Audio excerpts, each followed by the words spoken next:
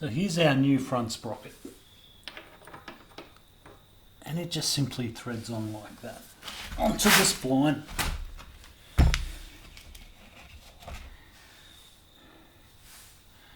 And his clip, like we discussed, his retainer goes on there, but the holes don't line up until you move the retainer in its slot.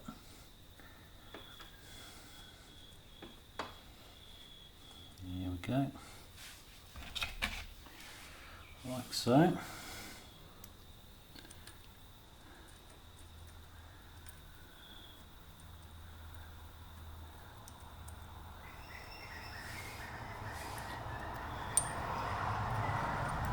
Two bolts go on.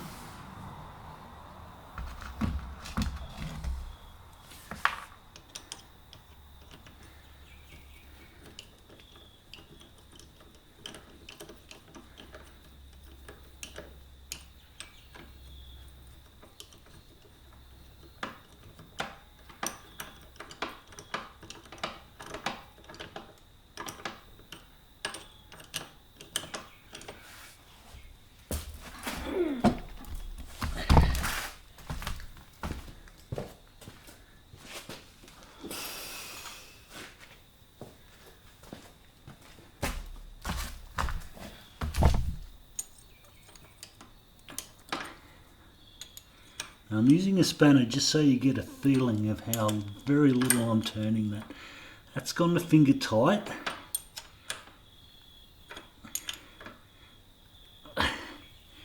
And that's probably another quarter of a turn.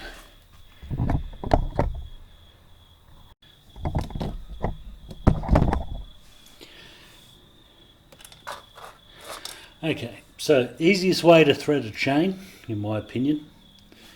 Grab your little grabber, send that down the top of the swing arm,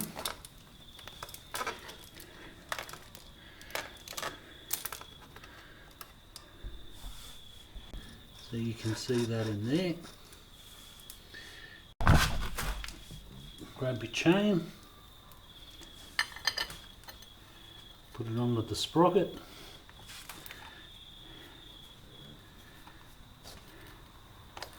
and thread it. Now find your grabber,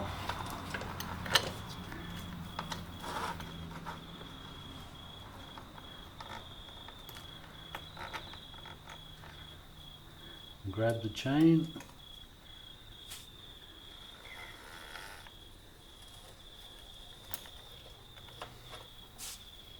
just pull it nice and gently through.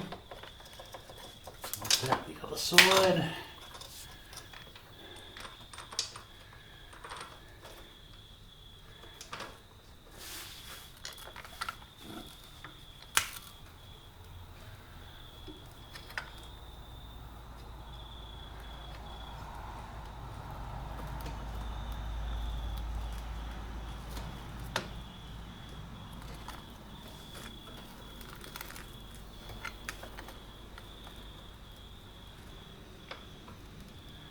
Wow, big difference in chain length.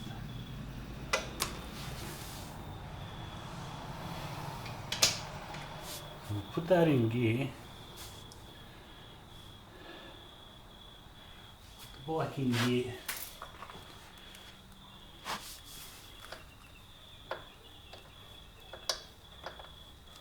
To prevent having to go through the rigmarole of it again. And now what we need to do is back the adjuster.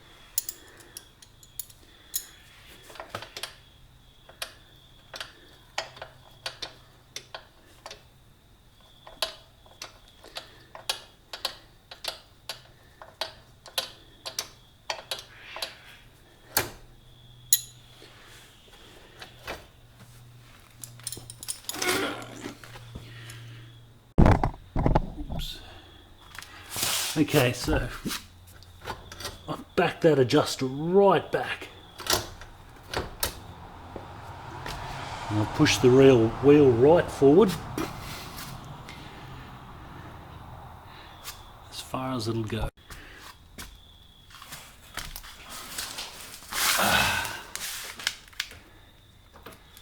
Now our chain joins up quite easily.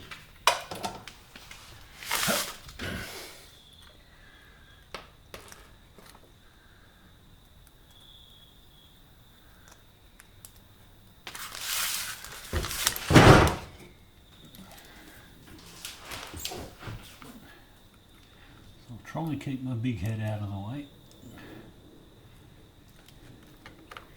And it is a big head, by the way. I'm not putting myself down. I take a 3XL helmet. And as I like to tell people, it's stuffed with glorious brains. Nice. That's definitely going to link up.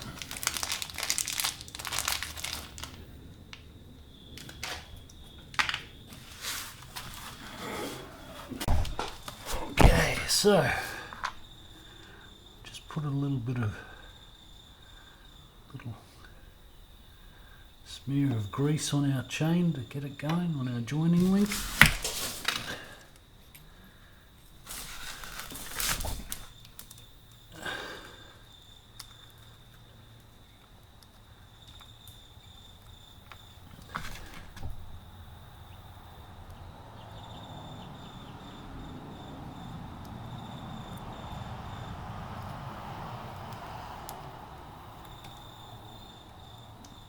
Now remember what I was saying, the direction of rotation.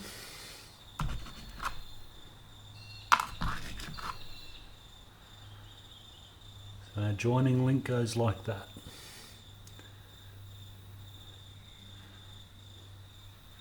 There's the gap on the back.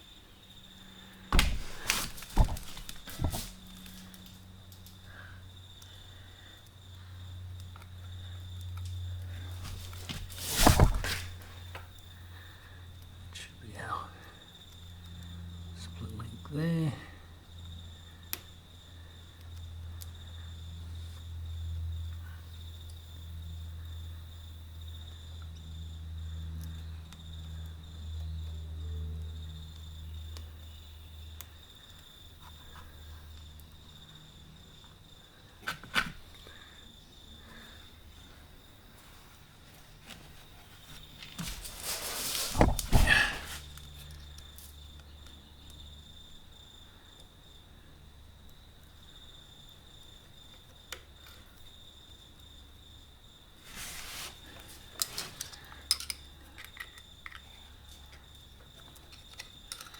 The important thing is to make sure that the circlip sits properly in the groove.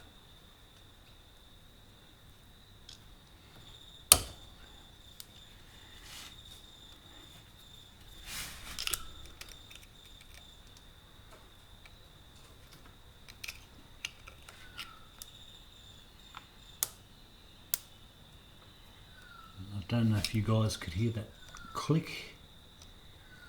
That was basically it.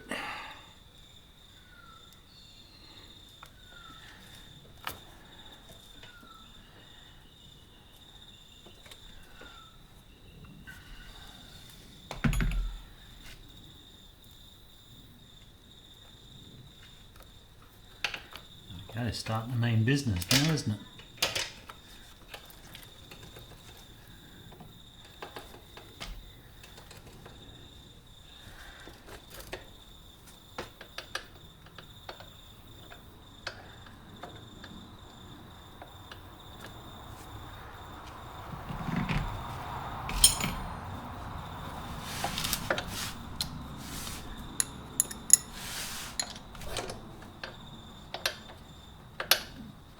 Now, because I backed that adjuster off so radically, I'm just sort of getting a ballpark at this point.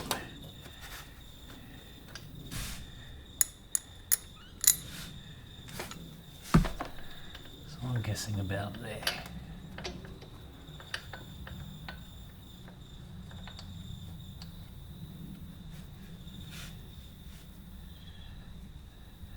what we need to do is go around and put the adjuster on the other side so that it's the same.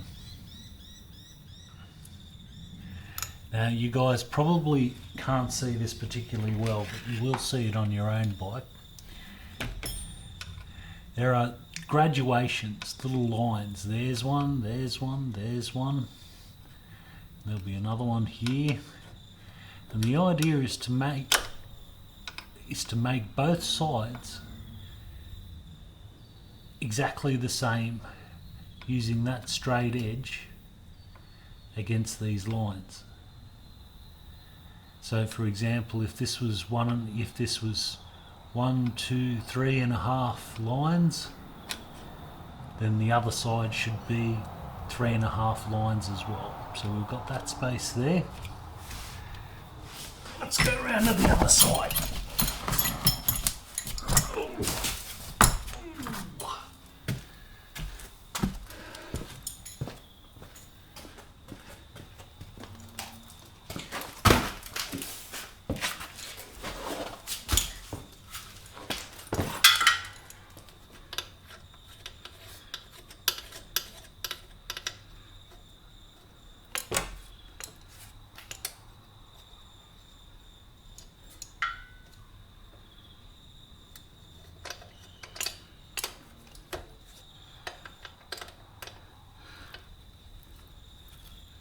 So for my initial alignment,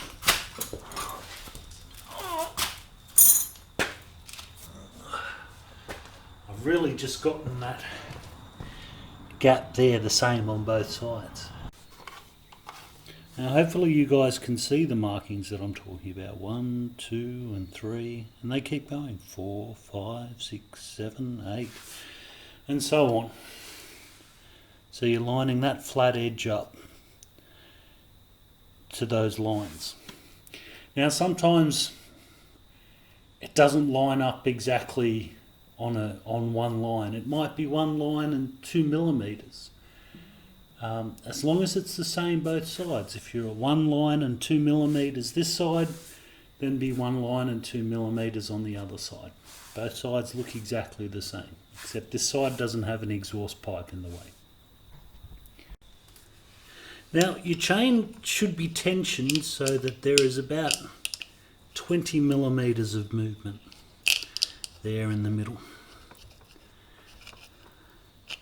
So that's not far off. But this is a new chain, and it initially will stretch a little bit. Not very much, just a bit. So we're going to be on the tight side of that 20 millimeters.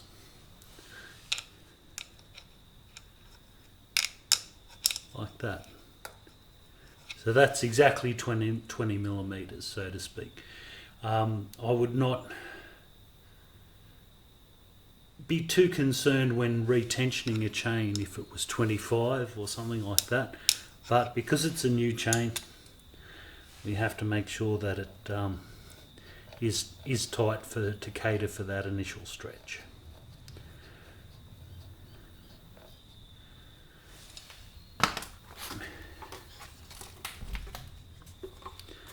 And what do we have here with the graduations?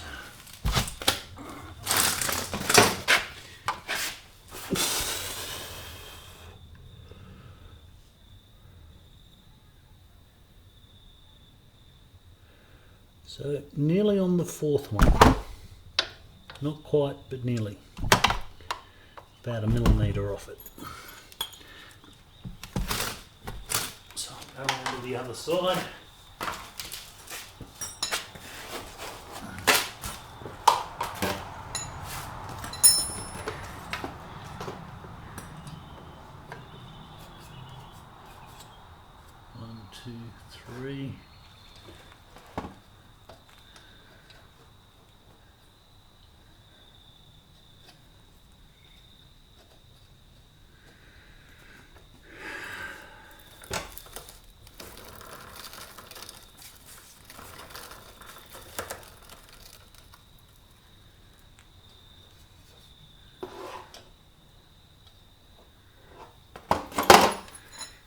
And lock it there.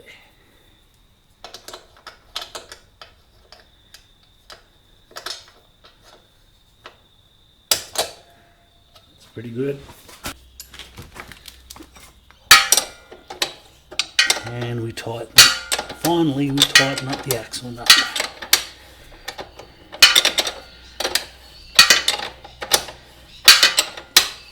Now, chances are, after about 1,000 Ks,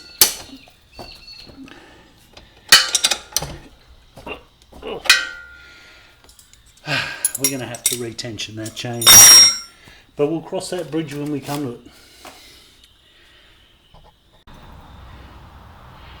Now we're nearly done. Just need to look at this back brake adjustment. So this is how it's adjusted. Just simply by tightening this little nut. Now the other side of that is curved, so that it does actually lock down with the aid of that spring and doesn't randomly self-adjust itself. So that's way too slack. That's not actually even operating the brake. So I'm tightening that up, that nut that I just showed you, the adjuster for the brake. I'm going to keep going. Now, you've gone too far if you can hear the brakes apply, because you'll actually hear them. They will start making noises like this. And so out of adjustment, we'll try again.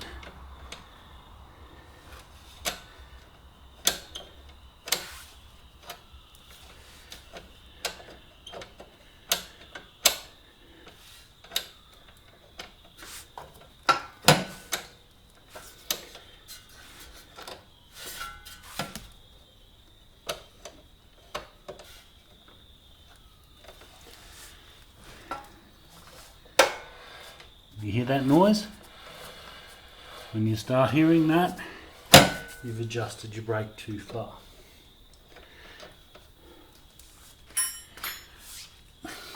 I've actually found that different people adjust their brakes in their own, to suit their own particular feel, requirements. I like to have a little bit of movement before my brakes go on, for two reasons. After you've been using them a while, in traffic or whatever, they will heat up and they will come on slightly sooner. So if you don't have a little bit of room to play there, when they heat up, they won't come completely back off again.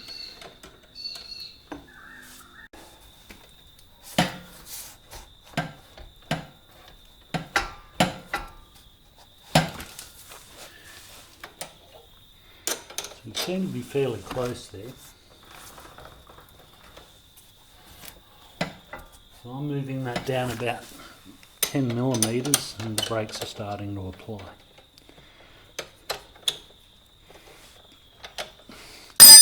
Now, because I'm lucky and I have fairly strong fingers, I don't actually need a spanner to adjust that.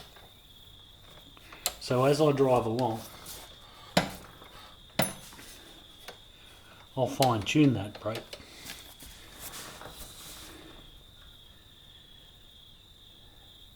If they're set too tight, I'll simply loosen them off. If I'm not quite happy with the point where they do engage when they're warm, I'll certainly adjust that too. Now we have one last thing to attend to.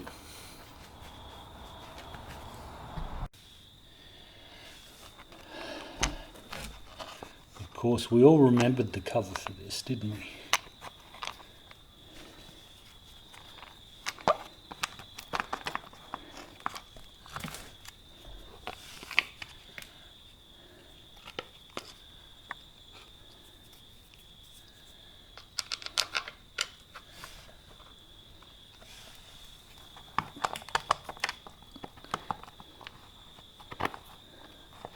The real shame is that I'm out of degreaser.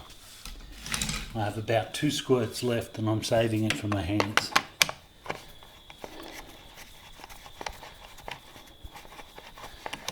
probably not the healthiest. And also I'd give this a really good degrease at this point. In fact, it is an opportunity to degrease all of the chain guard and all of that sort of stuff.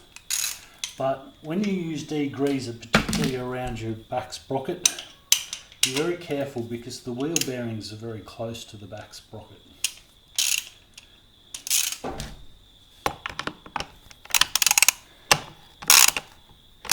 And this thing doesn't need to be very tight at all, by the way, it's just a plastic cover.